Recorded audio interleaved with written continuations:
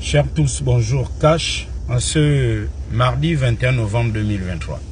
Tous les Gabonais ont suivi sur les antennes de Gabon 24 la réception de 700 cartons de médicaments à la présidence de la République par les ministres de l'Éducation nationale et celui de la Santé.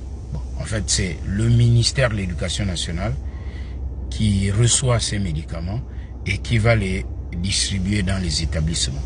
Je fais cette vidéo pour dire attention, danger. La santé pharmaceutique, pour ceux qui suivaient l'émission Surface, se souviendront que nous avons réalisé un reportage pour parler du circuit de la fabrication des médicaments. Et par la suite, il devait y avoir d'autres sujets de reportage. Malheureusement, l'émission Surface a été suspendue. Je ne présentais plus l'émission. Tout le monde connaît plus ou moins la suite. Passons. Aujourd'hui, plusieurs informations inquiétantes.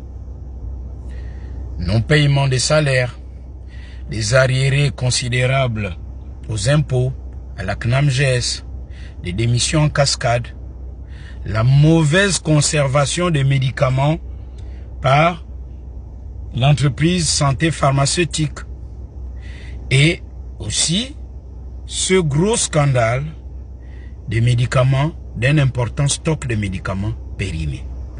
J'avais, il y a plusieurs mois, avant même l'arrivée des militaires au pouvoir, posé des questions sur le fonctionnement de l'agence du médicament en République gabonaise et j'avais mis une critique en disant que cette agence ne travaillait pas normalement et qu'on ne voyait pas son action sur le terrain.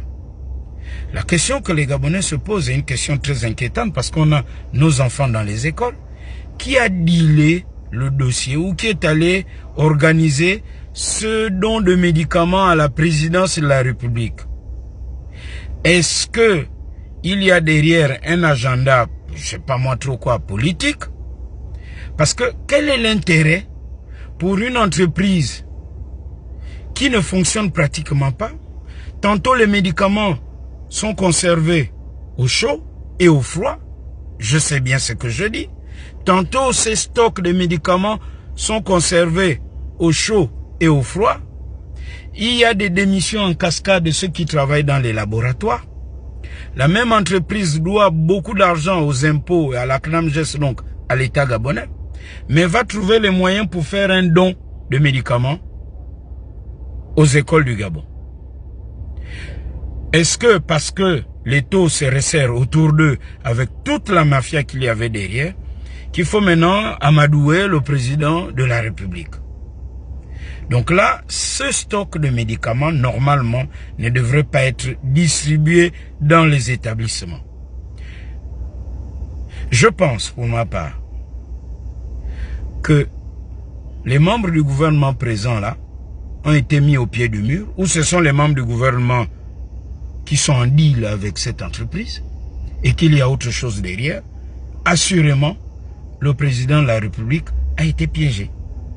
Parce que normalement, cette entreprise a beaucoup de soucis. Et on se pose plusieurs questions sur la qualité de ces produits aujourd'hui. Au début, l'idée était bonne, bien sûr. L'idée était bonne, nous avons tous encouragé cela.